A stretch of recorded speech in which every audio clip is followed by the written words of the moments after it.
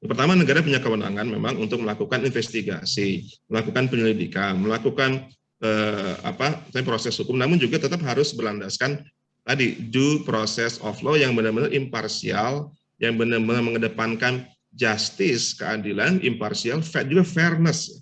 Artinya kalau kasus lain nggak dipidana, kenapa dia dipidana? Kalau kasus lain tidak diproses, kenapa dia diproses? Kan dia sudah juga melaksanakan denda, membayar denda dan sebagainya macam. Yang lain cukup selesai dengan minta maaf, kenapa dia tidak selesai dengan perbuatan yang di luar hukum? Itu yang kemudian menjadi pertanyaan ya Bang Arif ya.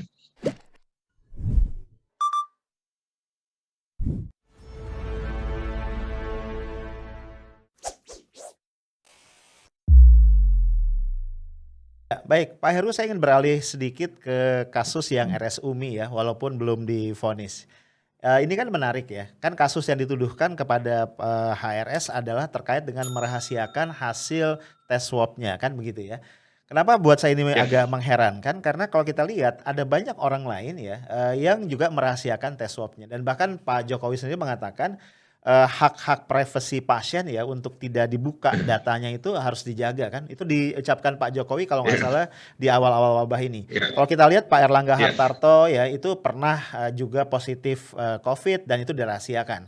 Alasannya supaya tidak menimbulkan kegemparan karena posisi beliau kan sebagai ketua tim ya penanggulangan COVID dan juga pemulihan ekonomi nasional. Kemudian juga komisaris utama dari Pertamina Pak Heru Basuki Cahayapurnama atau Ahok juga pernah dikabarkan positif COVID dan itu dirahasiakan. Jadi saya ingin tahu nih Pak Heru, apakah merahasiakan status kesehatan kita ya dalam hal ini adalah bahwa saya positif COVID itu melanggar hukum Pak Heru? Ya, ini mungkin jadi aneh juga ya Bang Alif ya, karena saya juga alumni COVID ya. Saya sebulan lah terkena COVID. Dan saya juga nggak ada kewajiban buat menyampaikan. Hanya saya cuma menyampaikan pada pimpinan saya aja. Saya nggak perlu nge-tweet atau saya di IG itu gua sedang kena COVID atau dibikin TikTok sedang gitu, nggak ada kewajiban juga. Cuma saya menyampaikan pada pimpinan saya karena saya harus mau nggak mau harus di rumah sakit. Jadi saya kira cukup itu aja. Jadi saya punya alasan tidak masuk kerja karena saya kena. Tapi nggak ada keharusan untuk memproklamirkannya kemana-mana. Saya oleh ke penegak hukum. Jadi ini kan ini bagian dari hak pasien ya. Itu catatan medis juga.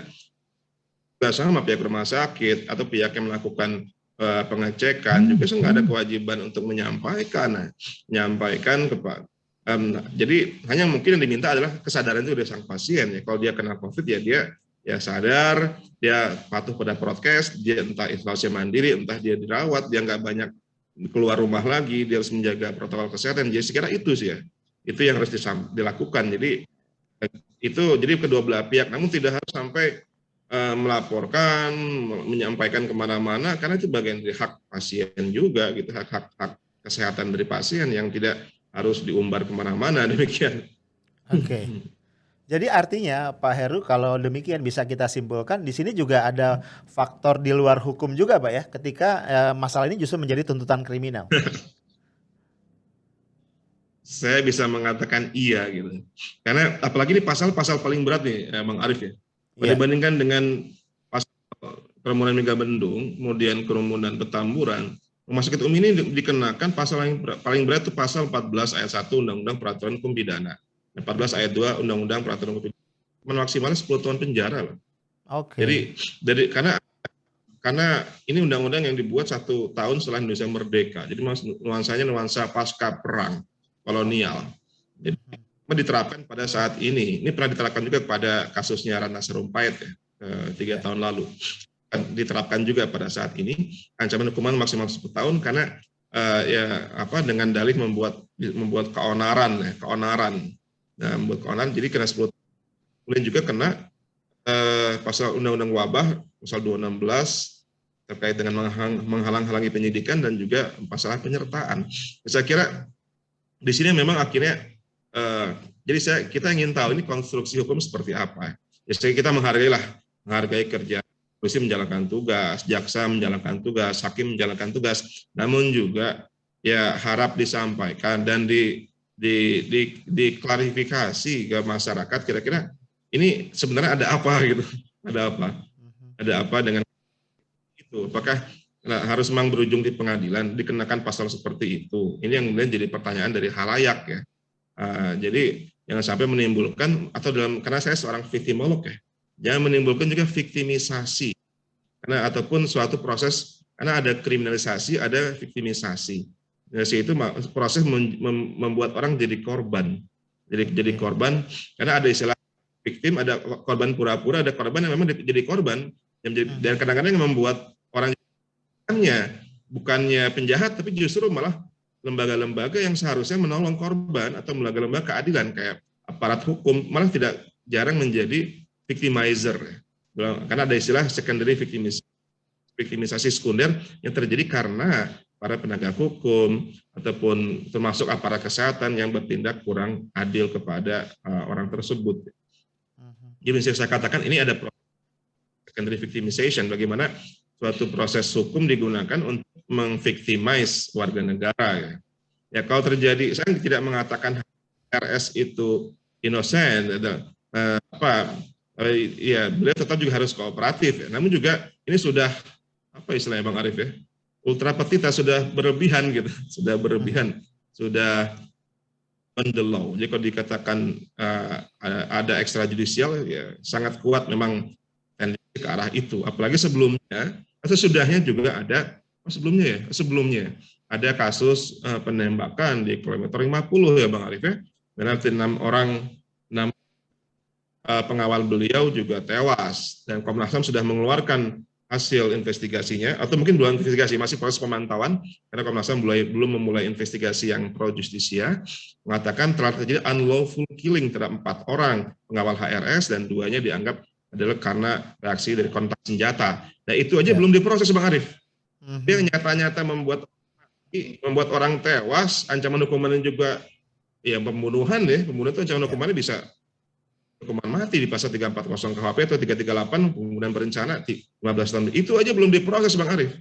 Itu yang lebih serius.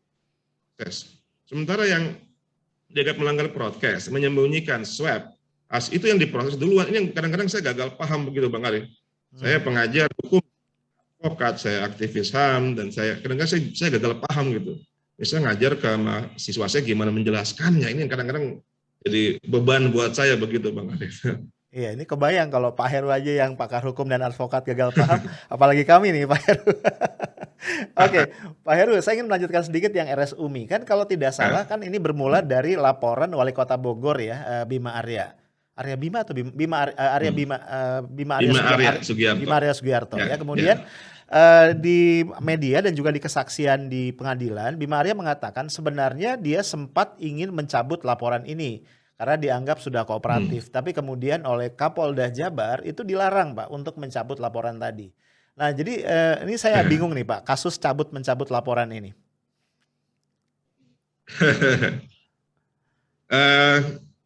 Apa ya, itu yang karena emang itu yang mungkin ini Bang Arief ya, karena itu kan dianggap delik biasa ya, biasa juga ya untuk bisa mengeksekusi ya kalau tidak ada laporan ya harus ada penangkapan ya, penindakan dari polisi ya. Delik aduan ya pengaduan ya, jadi orang yang merasa terzalimi. Jadi makanya polisi pun perlu justifikasi untuk memproses kasus tersebut ya. Dan kalau melaporkan wali kota kan dianggap sangat justified wali kota nomor 1 di Bogor gitu ya. Karena kemudian adalah apakah memang tersedia cukup deliknya untuk yang permusuhan deliknya cukup tersedia untuk dilanjutkan ke proses hukum. Itu yang jadi kemudian ya Bang Arief ya. Jadi kalau kita katakan ya aparat punya kewenangan karena bagian dari tugas menjalankan undang-undang dan sebagainya, namun juga harus benar-benar tersedia klausul delik yang terpenuhi, rumusan deliknya terpenuhi begitu. Saya sih melihat kekhawatiran adalah karena ada kasus sebelumnya kan ada kejadian ya Bang Ari, karena ada kejadian Kapolda DKI sebelumnya dicopot gara-gara kerumunan. Kapolda Jabar juga dicopot karena kerumunan Megamendung. Nah, ini kan Kapolda berikutnya menjadi hati-hati. Jangan sampai asal begitu ya. Jangan sampai ntar berujung ke sana. Ya. Tapi anehnya kalau saya katakan Bang Arief, Kapolda Metro Jaya berikutnya nggak dicopot gara-gara kasus pembunuhan di Jalan Tol KM 50. Jadi saya bisa mengatakan logika itu adalah mengatakan bahwa lebih berbahaya kerumunan ketimbang pembunuhan. Karena yang membiarkan kerumunan dicopot, tapi membiarkan pembunuhan tidak dicopot. Jadi logika saya mengatakan berarti lebih kerumunan ketimbang pembunuhan 6 orang, Bang Arif. Ini pun susah ini mengajarkannya kepada mahasiswa, gimana mengajarkannya kepada mahasiswa teori seperti ini begitu. Jadi ada emang juridikal tadi yang memang susah dijelaskan secara hukum normatif, dan kita berharap Indonesia ke depan lebih baiklah, jangan seperti ini terus. Oke, baik Pak Heru. Yang berikutnya saya ingin juga diskusikan dengan Pak Heru adalah apa nih Pak yang sebenarnya kita bisa ambil ya sebagai pelajaran dari kasus ini. Karena ini kan kasus yang unik ya Pak dalam sejarah hukum atau perjalanan hukum di Indonesia. Jadi sebenarnya apa yang kita bisa ambil sebagai pembelajaran dari kasus yang menimpa HRS dan beberapa orang yang terkait ini Pak Heru? Ya, terima kasih Bang Arif. Jadi mungkin hikmah ataupun apa ya, story behind the story-nya apa gitu. Jadi hikmahnya adalah yang bisa saya sampaikan bahwa ternyata memang hukum itu juga memang produk politik ya.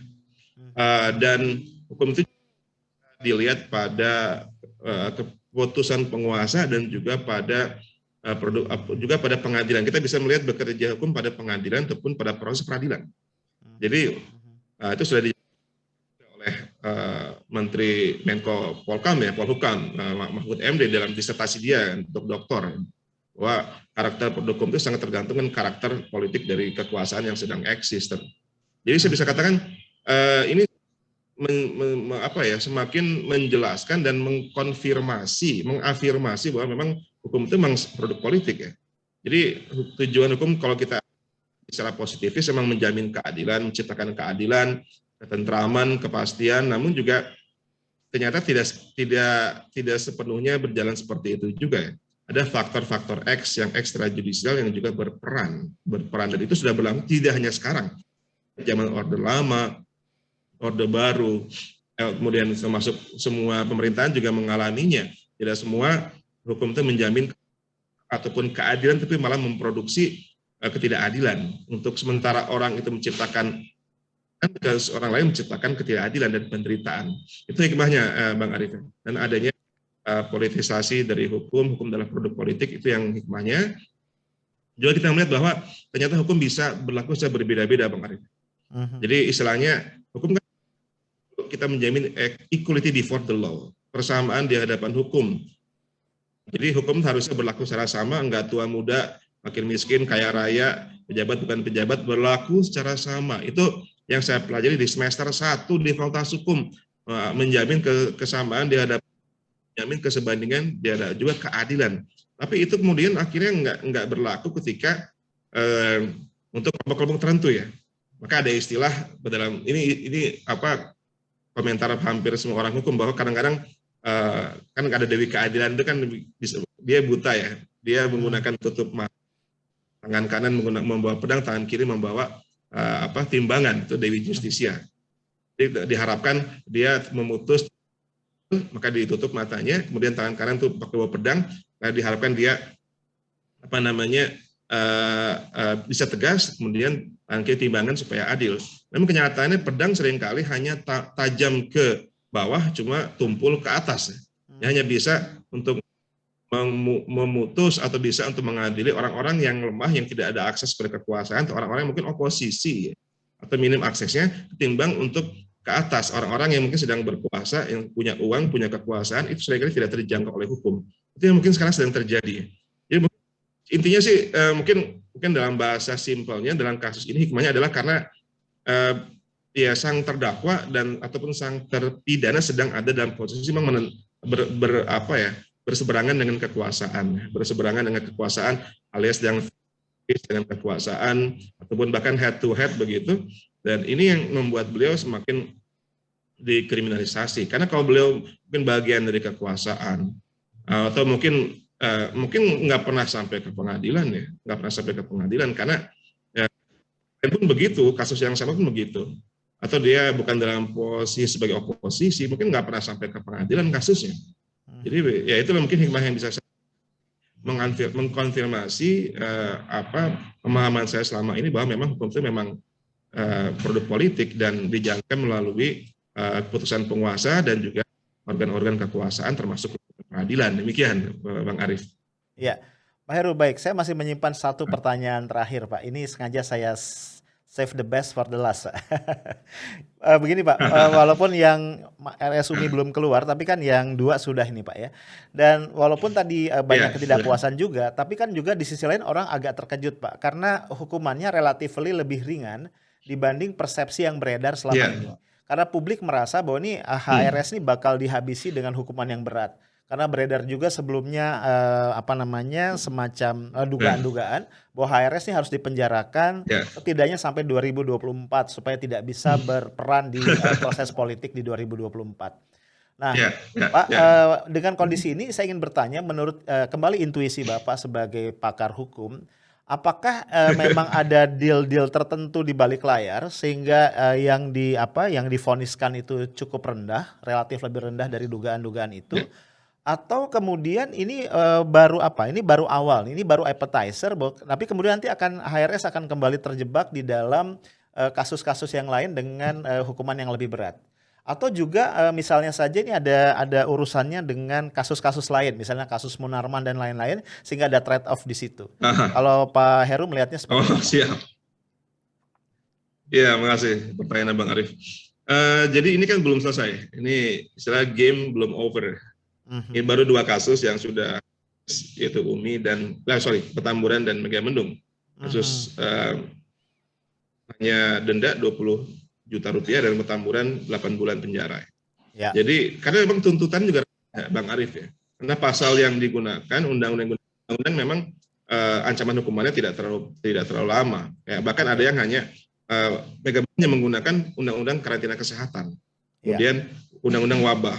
Pasal 216 KUHP. Jadi memang wajar kalau tuntutan, kalau vonisnya pun hanya 20 juta rupiah. Petamburan juga wajar karena pasal yang digunakan pada pasal 160 KUHP namun tidak terbukti dengan baik. Jadi memang tuntutannya pun tidak tinggi, 1 tahun 6 bulan. Tapi yang UMI ini yang memang jadi masih menanti. Karena pasal yang dikenakan serius yaitu Undang-Undang 146 pasal 14 ayat 1 dan pasal 15. Yang ini juga ancaman hukuman 10 tahun. Dan jaksa belum mengeluarkan tuntutannya. Kita tunggu minggu depan tanggal 3 Juni ya, kalau nggak berubah akan ada tuntutan dari jaksa tentang kalau dakwaan 10 tahun penjara mungkin tuntutan juga mungkin nggak jauh beda. Saya nggak bisa mengandai-andai karena saya bukan jaksa. Tapi ya kalau saya mungkin juga jauh lebih tinggi daripada kasus Megamendung dan Petamburan ya. Jauh lebih tinggi karena konstruksi berbeda, kemudian pasal undang-undang yang digunakan bertambah dan juga bahkan dengan ancaman hukuman yang lebih lama yang pernah digunakan juga untuk kasusnya rata-rata. Ya. Jadi rekaan saya nggak bisa mengatakan berapa tahunnya karena ini rahasia Tuhan, cuma lebih tinggi kasus Megamendung dan kasus Petamburan. Nah, berapa tahunnya kita tunggu saja dari jaksa dan juga dari hakim ya. Benar kalau kasus Mas Munarman ya memang ini juga jadi complicated ya. Karena Mas Munarman kasusnya dianggap lebih berat, itu kasus ya dikenakan dengan undang-undang terorisme. Sementara HRS bukan undang.